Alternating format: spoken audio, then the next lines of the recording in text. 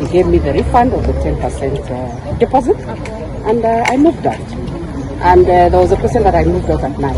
It's because during the day I was working. And actually I worked on that day until about 9 p.m. So when I came home, I saw he had already released the deposit into my account.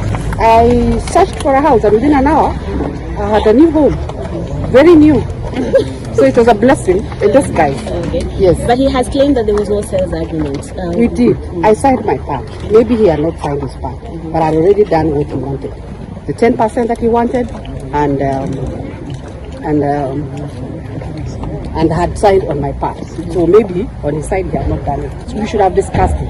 If he had gotten another buyer, I had no issue. And I didn't use any force. And some of these things we finished amicably. It was a willing seller, willing buyer. Yeah. Thank you. Thank you so much. So Thank you're you. homeless. No. I'm happy. My children are happy, and I wish him well. Gadi Gachagua, the Cabinet Secretary, Ministry of Labor and Social Protection, Honorable Florence Bore, the Principal Secretary, State Department for Social Protection and Senior Citizens Affairs, Honorable Joseph Motari, members of the Fourth Estate, all invited guests, ladies and gentlemen.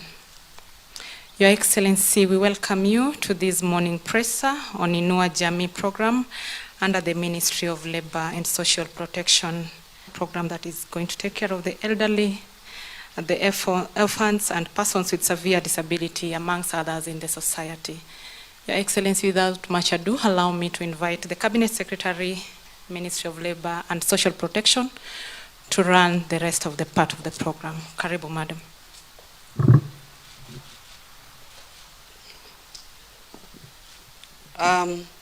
Your Excellency, Honorable Rigathi Gachagua, the Deputy President of the Republic of Kenya, Kenyans, members of the Fourth Estate, good morning.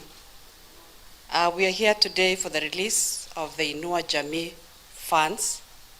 We know we've had arrears from November to date, and we are happy to say that those funds are now ready.